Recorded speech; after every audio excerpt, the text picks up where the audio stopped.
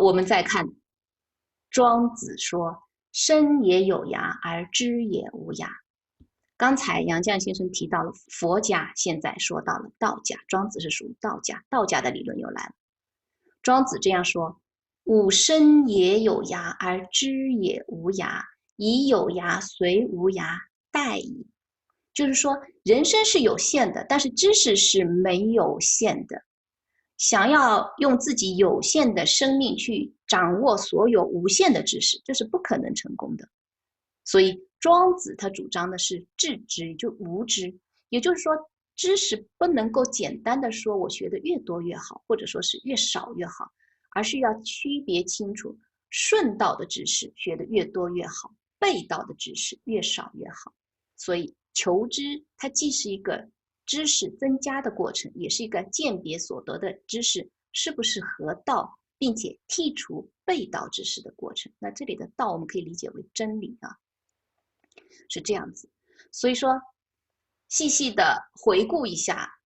杨先生的这篇看似很平淡的散文，他设计了这么多的典故。那这些典故它跨越了古今，跨越了中外，囊括了文学、哲学、宗教领域，所以可以由此见得杨绛先生他的涉猎之广、积累之深。因为我们也知道，只有当你知道、当你了解、当你有一定的研究，你才敢有底气去这么说、去这么写。那这些典例，他在这篇文章当中也担任了论据的角色，也就很大程度上面增强了读书苦乐的这个说服力。当然，他在论证上面，虽然他是散文，但是有一点点像议论文，他要让人家知道我读书是乐的，所以他也运用了一点议论文的表达的方式。比如说，他用了比喻，他把读书比作串门，然后也用了对比的论证，把读书和串门进行对比。他们有相同点，就是说都是一种自由的会面，都是和人交流的一种方式。但是不同点在哪里？串门你要面对面的去跟主人去沟通，而读书我可以隐身，就像我们有的时候开视频会议一样，我可以把视频关掉，我可以隐身，拥有书外的世界里难得的自由，可以由着自己的喜好来改变态度，甚至你请教的可以是古今中外的老师和学者，这个不是像串门那么可以随性的就能够达到这个目的的。串门你还要顾及到主人的一个感受，是吧？还要有一些起码的礼教礼仪。然后他读书的态度，他也来一个正反面的对比。正面是什么？你是去参见、去拜谒，你不必事先打招呼求见，也不怕搅扰主人，可以经常去、时刻去、挨近前去听个足够，恭恭敬敬旁听这些。那他也有反面的，就是如果你觉得你读的不得要领，你可以不辞而别，或者另找高明和他对峙，可以跟他对那些有意惊人的故作高论和话不投机或言不入耳的这些人，你可以啪的合上书本，我就拜拜了，我就走了，就这样。所以由此可见，杨绛先生他对读书是有着一种很独立、很明确的态度，也就是说，尽信书不如无书。他提倡的就是我们不仅要读书，同时要提倡理性的读书方法。要告诉我们要善于用自己的脑子去独立的思考问题，不可以迷信书本，不可以迷信老师。在读书的同时，要有自己的见解，要有一个求证探索的精神，这样才有可能真正的学到你自己想要学的东西，来提升自己的一个思考能力。所以，同样，我觉得在我们阅读的整个的过程当中也是这样。我们不仅要看要读，但是重要的是，我们都是成人。重要的还是要去思考，结合自己的体会，你去思考作者想表达的，也可以思考读了书你可以自己学以致用的地方。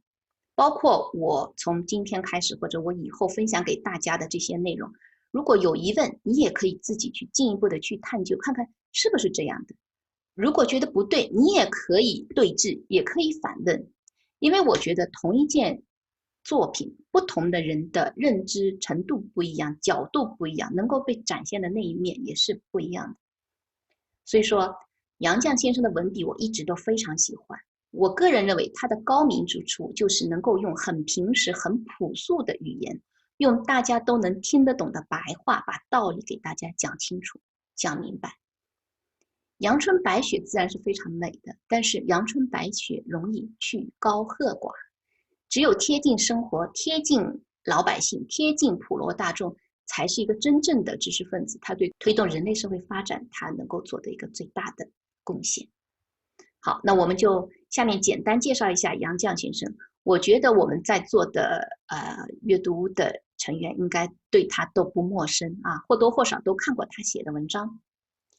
杨绛先生高寿啊，他是105岁，是16年5月份去世的。他的原名叫杨继康，我不知道在座的有没有人知道他为什么叫杨绛？如果有人知道的，举个手我看一下。没看到啊，因为他本名叫杨继康，小名叫阿继啊，在家里是排行老4。他是江苏人，在座的有没有江苏人呐？江苏人的发音，据说继康，当地的方言，兄弟姐妹们比较懒，就叫的比较快，口型比较懒，就变成缩减版的江。我不知道江苏话怎么说，但是可以想象，就是继康，你给它稍微混一点、短一点哈，糊涂一点，可能真的就是江。所以他就把自己取名，笔名叫做杨绛。他第一次剧本上演的时候就用了这个笔名。所以我们以后自己吐字发音不要随便太懒啊，一懒说不定自己也多一个笔名出来。杨绛先生呢，他是一个语言学家，通晓英语、法语、西班牙语。他翻译的《堂吉诃德》被认为是最优秀的翻译佳作。然后他早年创作的剧本《称心如意》也被搬上了舞台，长达60多年，一直到2014年还在公演。他在93岁的时候出版了随笔《我们仨儿》。《我们仨儿》这本书是杨绛先生在丈夫和女儿都相继离世以后，3个人只剩下了他一个人的时候写下的生活回忆录，也是出版量很高，非常好看。大家有机会的话可以去翻一翻。然后在96岁的时候还出版哲学散文集《走到人生边上》。在102岁还出版了250万字的《杨绛文集》8卷，所以说是一位很高产的作家。一节课的时间太短，我很想跟大家分享一下我所知道的杨绛先生的100年人生，真的有太多太多的故事可以讲，交给研究历史、研究文学的人估计可以是一个研究的专题啊。他的求学之路，他和钱钟书的爱情和婚姻，他经历的这些国运的变迁，经历的出国留学，回国以后经历的知识分子思想改造运动，经历了文化大革命。他对待他跌宕的人生，对待生命的不公，真的是非常从容，很大的气度。这些真的都是好几节课都讲不完的。那这里呢，我只给大家分享一些业界人士对他的评价。如果有兴趣的，我们下次可以专讲杨绛啊。这个是钱钟书的婶婶对杨绛的评价说：上得厅堂，下得厨房，入水能游，出水能跳。啊，并不是说我们所认为的一个木呆呆的一个死读书的书呆子。然后呢，中国小说学会的副秘书长他也评论杨绛说：先生的作品有一种洞悉世事的深刻，有一种知识分子与乱世固持的良知与操守，还有一种悲天悯人的情怀。这对于当下在浮躁而喧嚣的世界当中前行的知识分子独具意义，起码可以使他们理解自己，理解他人，面对宿命更具一种从容旷达的姿态。